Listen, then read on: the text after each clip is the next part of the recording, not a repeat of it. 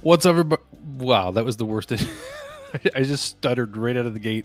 Just too excited to get to this video, I guess. I've been waiting all day to jump on here and talk to you guys about this young fella right here, Nick Suzuki, being named the 31st captain in Montreal Canadiens history.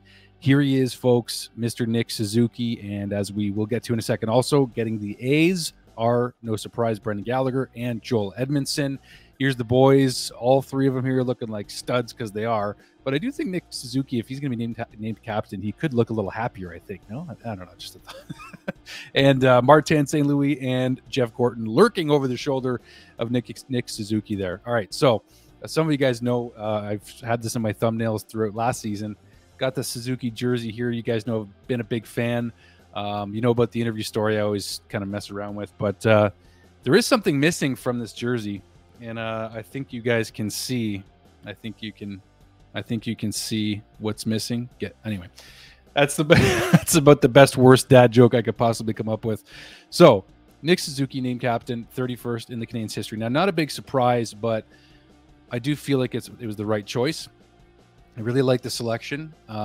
There's a good point I heard from somebody recently today about this, and we don't know for certain the future of Brendan Gallagher, if he's going to finish out that contract. It's a lot more likely that Nick Suzuki is going to finish out his contract. His new 8-year extension begins this year. So I think the Canadiens got this one right. I think Nick, personally, just from every observation I've ever had of him, from the time he was traded to Montreal, from the time I actually, again, got to meet him, which I'm going to show you guys a little bit of a clip from my personal interview with Nick Suzuki when he got traded, and I got to interview him here in Niagara when he was with the OHL, the season that he actually went and won the OHL title with Guelph. But I honestly, really, truly believe, for several reasons, that Nick is ready for this.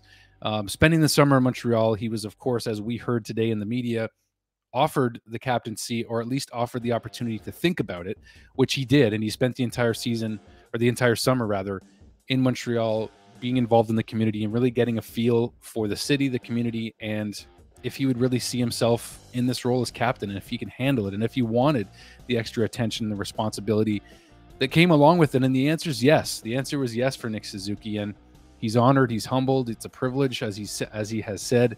Gallagher, Edmundson are going to back him up huge. Two great guys to have on either side of you, by the way. You know, Josh Anderson comes to mind as somebody that could also fill that role too. I really hope he stays with us too. But with Nick, you know, last year specifically, one of the things that really made me think he was ready to handle this in terms of the adversity that the Canadiens faced last year, some of the darkest times in this franchise, their worst season on record was last season. And Nick Suzuki had the experience, from what he thought he saw, a fan throwing his jersey, Suzuki's jersey, on the ice when the Habs lost a game, and things were just looking tumultuous for the team at that time.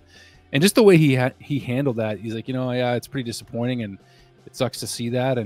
But he just handled what could be seen as such a big insult with such grace, you know, maybe even forgiveness, because he understood that the Canadiens fans were just absolutely very upset about last season and how it was going. So, I mean, to the extent of going to throw the jersey on the ice, would I personally do that? Probably not. But for those fans that were as disgruntled as they were, to see him handle that the way he did, that was one big thing.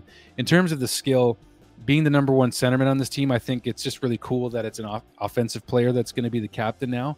Not that it hasn't been before. We know Max was obviously a sniper, and you know, Saku Koivu, of course, was a forward. But I just think that the fact that Nick is the number one center on this team, expected to be again, and his point totals will expect to continue going up, it's just really cool to see the type of player that he is at the two-way, 200-foot offensive and defensive centerman, modeling Patrice Bergeron's game, of course.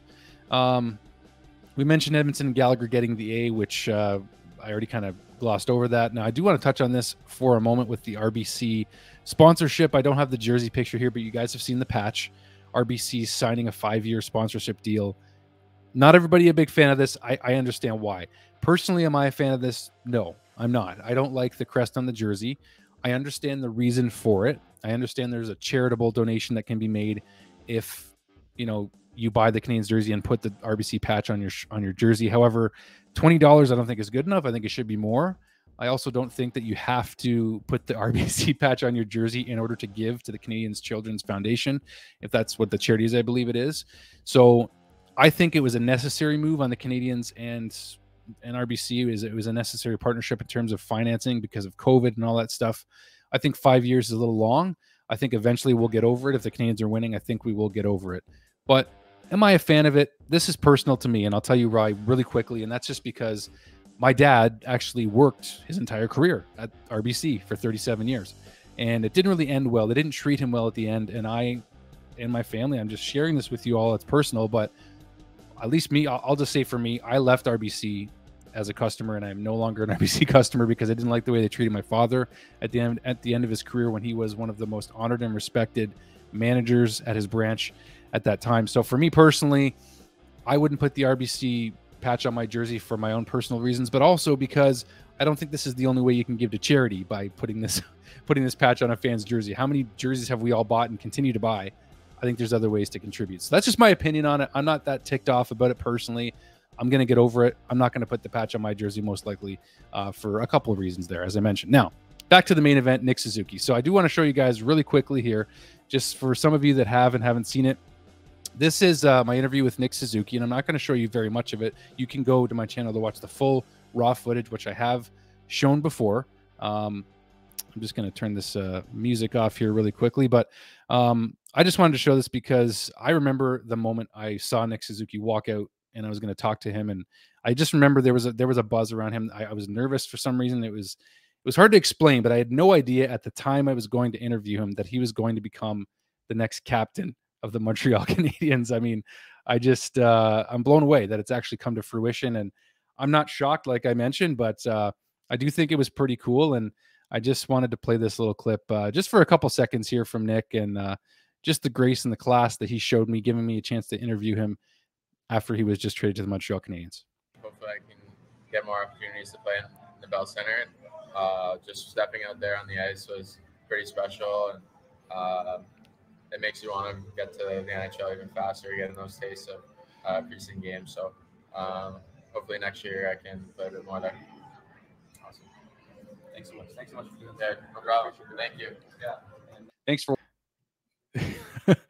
Oh man, I gotta turn that off. Okay, but that's Nick Suzuki, folks. I mean, doesn't turn anybody down. That goes way back to his junior days. Was with me. That was the night where my career really, honestly started, because I just went out and started pursuing it.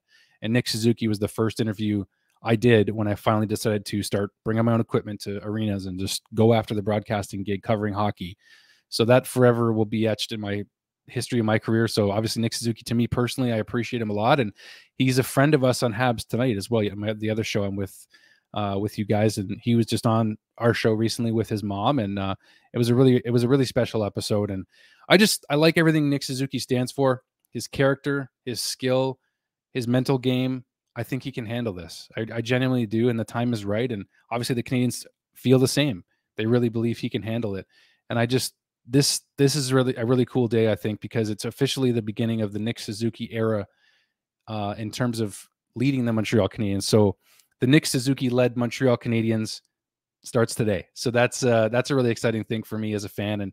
And you guys let me know what you think. I'm more than happy to hear what you guys think about Suzuki, about Gallagher, about Edmundson, about the RBC patch. You just go at it, guys. But keep the comments respectful. I know we don't always agree on everything, but thanks so much for watching, guys. The Nick Suzuki era has begun. He is the 31st captain of Montreal Canadiens history. I'm really excited about it. I can't wait to get the C on this jersey over here. So thanks so much, guys. Appreciate it. We'll talk to you soon. All my best. Cheers.